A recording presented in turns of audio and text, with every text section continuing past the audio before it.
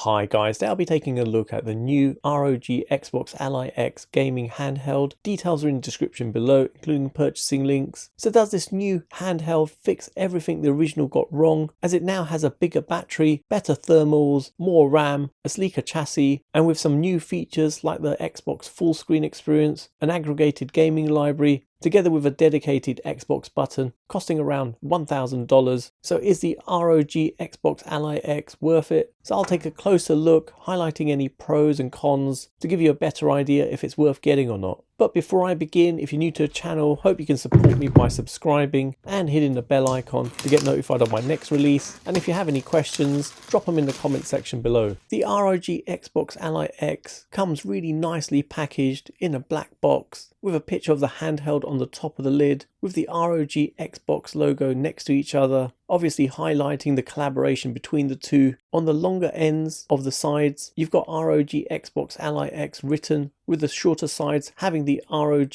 Fearless Eye and Xbox logos. So let's unbox it and take a look at what you get inside. Taking the lid off and looking underneath, there's a box containing a cardboard stand for the handheld, and quite a useful thing to have if you wanted to display it on a shelf. But I would have preferred if they had it made out of plastic or even wood. Going back to the packaging, you get a card with some instructions about powering on the ROG Xbox Ally X. Taking this away, and underneath you have the handheld device covered in plastic. Removing this reveals the console. We'll come back to that in a moment. Then we have a box containing some documentation. Opening the compartment on the left, and there's a power adapter with a Type-C connector. And finally, opening the compartment on the right, there's a power lead. Taking a closer look at the new handheld console, I've put the dimensions on the screen. It measures 290.7mm in length, 121.5mm wide, and has a depth of between 27.5 around the screen and 50.7mm at the grips. It weighs 715 grams, but with that weight, it doesn't feel too weighty, with it actually being pretty well balanced in your hands. It has much larger contoured grips than their previous ROG Ally, with them inspired by an Xbox controller, and they offer much more of a natural feel when gaming, making it perfect for longer sessions. The case has an all matte black finish, with the layout that mirrors an Xbox controller. You got the ROG branding on the right and on the bottom of the display, plus subtle ROG and Xbox written on the front panels, which feels smooth to touch.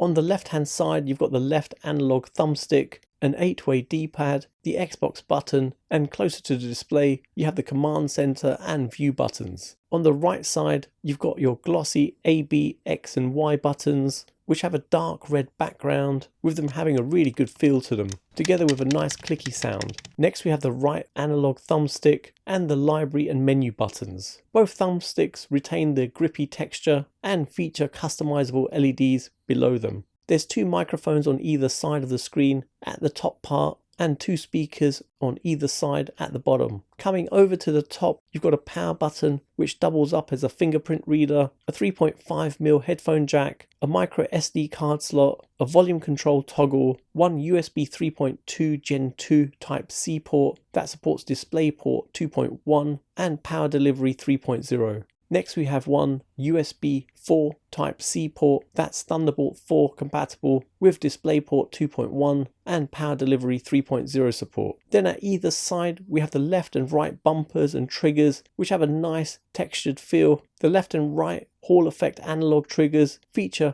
impulse triggers, providing haptic feedback similar to Xbox controllers, enhancing immersion in games that support it. It provides a subtle tactile experience where you get feedback from different actions, like firing a weapon or racing, where you'd feel the feedback from the brake, for example. On the back you have some vents, with one of them in the shape of the ROG Fearless Eye logo, and you have some more vents at the top. There's a holographic strip that changes colour in the light, with the Republic of Gamers written across it. You also get two additional buttons, so the M1 and M2 macro keys, which you can remap for secondary action in game or use for shortcuts. These are smaller than on the original ROG Ally, but they're still easily accessible and don't get in the way, minimizing accidental presses. The grips have a nice textured feel with ROG running across it, giving a nice grippy feel. The controls are all conveniently placed and the grips mold really well in the palm of your hands, so there's no need to overextend or stretch to get to the controls, just like on a normal sized console controller. The ROG Xbox Ally X features a 7-inch glossy IPS panel with a 10-point multi-touch screen. It's made from Corning Gorilla Glass Victus, which offers drop and scratch resistance, together with it having Gorilla Glass DXC coating, which reduces surface reflections. It has slightly smaller bezels on the sides and larger ones on the top and bottom, but overall clarity and sharpness of the screen is really good. But viewing angles aren't as good as on an OLED from the side, but that's not really a big deal as you'll be playing directly from the front. The display is full HD, so 1920 by 1080 with a 16 by 9 aspect ratio with a PPI of 315 and brightness is 500 nits. So playing indoors is not a problem even on a bright day, and picture quality is really very good on the small screen with no anti-aliasing on the text, with good color depth as it supports a wide color gamut of sRGB 100%, providing vibrant colors with excellent clarity levels. There's no stuttering or screen tearing as it supports AMD FreeSync Premium with VRR, and it supports a refresh rate of up to 120 Hz. In a lot of the marketing out there, they say that this is an Xbox, but in reality it's not, as the operating system is actually Windows 11. So setup is just like setting up a normal Windows PC. So just work your way through the prompts, add it to your Wi-Fi network, sign in and do the Windows updates. I was up and running with a basic operating system within an hour, but this really depends on your internet speed. I've got a 1 gig connection at home, hence why it was pretty quick. Once set up, signing can be done with your finger as the power button has a fingerprint reader, or you can sign in with a pin, which is easy as the display is touchscreen. I did set up the fingerprint reader, but it was a bit hit and miss to be honest, so not really impressed with that. Once you've signed in, you're immediately presented with a new Xbox full screen experience with modifications that minimizes background activity and defers non-essential tasks where more system resources are dedicated specifically to gameplay.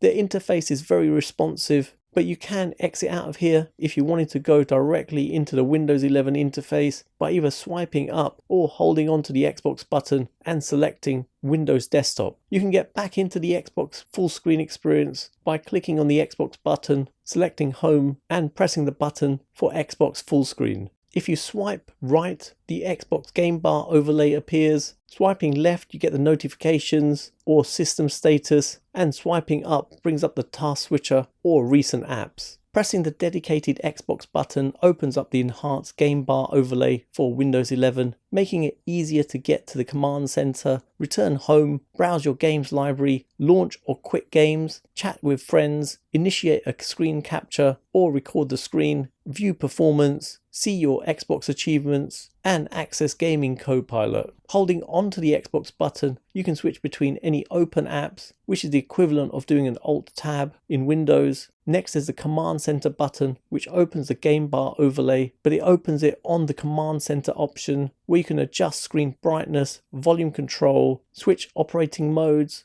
and adjust the number of settings like displaying a real-time performance monitor, limiting your FPS, or even switching resolutions, together with being able to power off the device. You can also open Armoury Crate SE, which is ASUS's custom control center, and this lets you manage games, performance profiles, hardware settings, and adjust the lighting on the thumbsticks to be able to switch between static, breathing, strobing, color cycle, rainbow, and Aurora Sync. If you hold on to the Command Center button, it will go directly to the Gaming Copilot in the game bar overlay. If you're playing a game and you jump over to the library to launch another game, it actually asks if you want to close the existing game before starting the next one. But if you tried launching a second game from the Xbox game bar, it just launches it. So not that great, as you'll have two games hogging resources. So it's not as slick as a dedicated handheld, as it's still just a Windows 11 PC, but in one respect this is a bit of an advantage as it keeps things more flexible, allowing you to do more than just gaming on the device, as you can install the majority of Windows apps on there.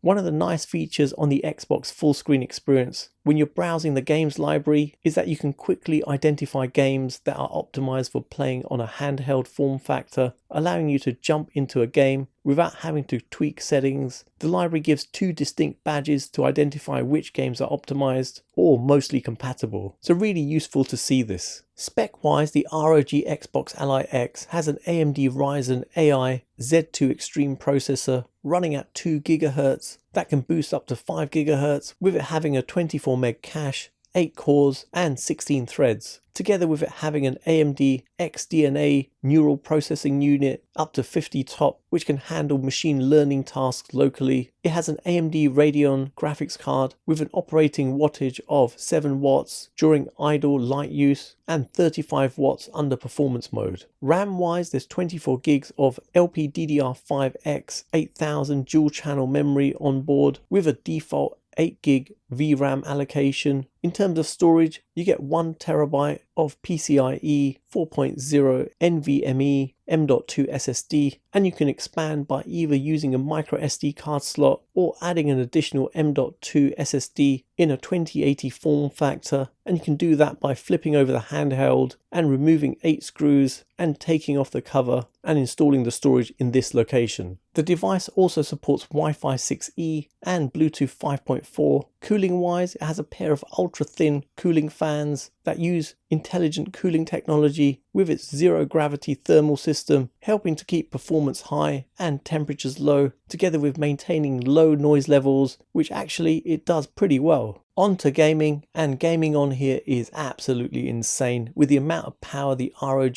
Xbox Ally X has. Gameplay runs really smoothly on the 120Hz screen with VRR, helping to make games look stunning with no screen tearing or stuttering. When you're gaming on the handheld in turbo mode, performance depends on whether you're running on battery or plugged in. On battery, turbo mode caps the system on chip power at 25 watts. While plugged in, it boosts up to 35 watts steady and can even momentarily spike as high as 55 watts for short bursts of performance. This higher sustained and peak power allows the APU to maintain stronger clock speeds and deliver smoother gameplay. The difference between the battery and plugged-in turbo mode can result in a noticeable uplift, typically around 5 to 10 additional FPS depending on the game and thermal conditions. But you'll find the APU runs even hotter, causing the cooling fans to get louder. But noise levels wise, it wasn't actually too bad, with the device getting warm around the top and on the screen as the fans work harder, pushing out the hot air and actually doing a pretty good job keeping it cool, with the screen remaining warm to touch. Whereas on the previous ROG Ally,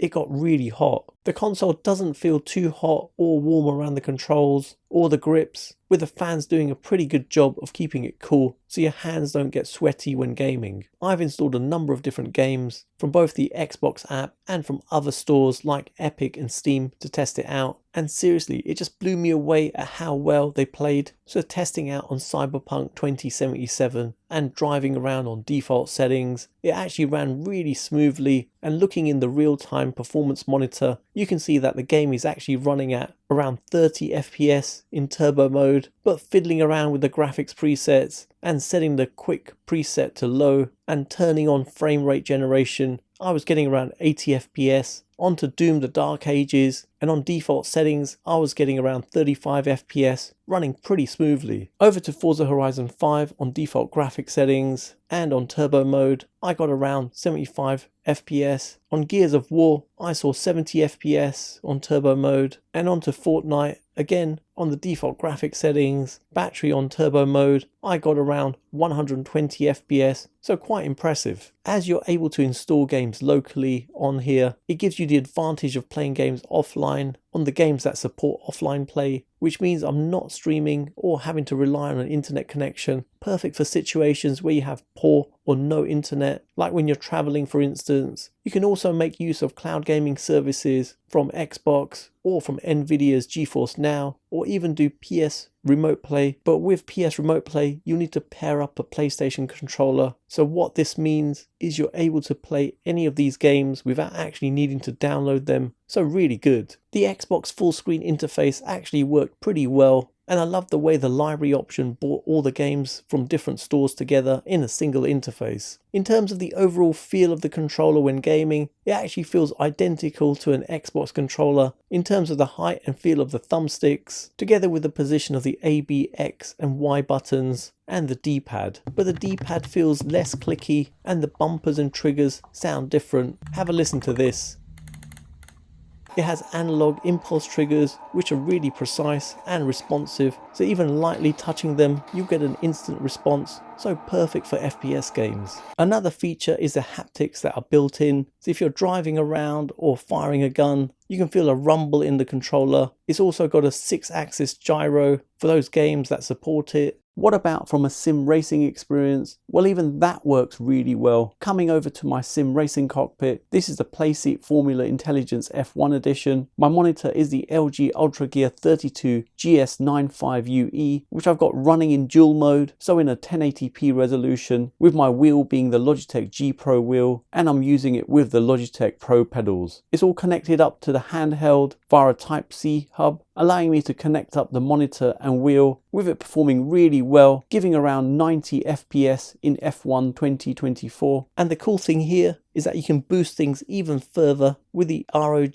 XG Mobile that provides up to RTX 5090 laptop GPU performance with more ports for expansion, boosting the ROG Xbox Ally X to the next level. So from a gaming point of view, I have to say the ROG Xbox Ally X really does impress, providing an excellent experience as a handheld. As this is essentially a handheld Windows PC, it actually provides a lot of flexibility in terms of usage, as you're not limited to just using it for gaming. You can quite comfortably watch YouTube videos or stream movies on here, together with using it for productivity purposes by connecting up a monitor, keyboard and mouse to use it as a workstation at your desk. Plus, you can use a variety of accessories, so in theory, any Windows compatible hardware like a USB Type-C hub which has an Ethernet port also works perfectly. So in one way, there's no limitations with this. Audio wise, it has a high res certification for headphones via the 3.5mm headphone jack, and in terms of speakers, it has two front firing smart amp speakers which support Dolby Atmos that really does give distortion free sound, together with AI noise cancellation which processes both incoming and outgoing audio, helping to filter any background noises. And for such a small device, I'm really impressed with the sound quality, as you do get some depth in the sound. Have a listen to this.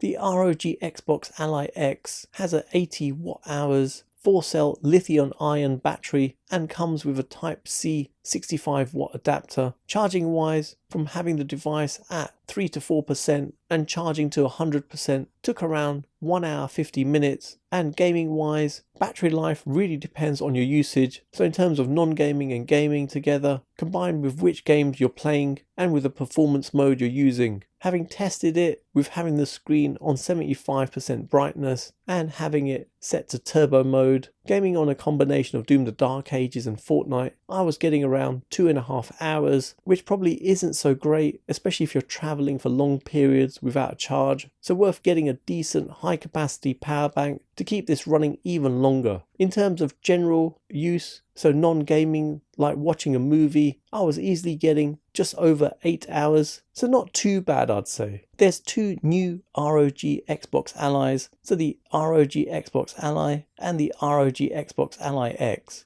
I've got a table on the screen highlighting the differences, but in summary, the ROG Xbox Ally X is the more powerful device with a better CPU and GPU. It's got more RAM with it being faster, double the storage, a USB 4 port, analog impulse triggers, a larger battery with it weighing more and being the more powerful device together with costing more. So much better for playing AAA games on, whereas the ROG Xbox Ally is more for casual gamers. So in summary, the ROG Xbox Ally X is definitely an awesome handheld gaming console with full-size grips, helping to provide a comfortable gaming experience, fixing a lot of what the original had wrong, giving a really impressive gaming experience as a handheld.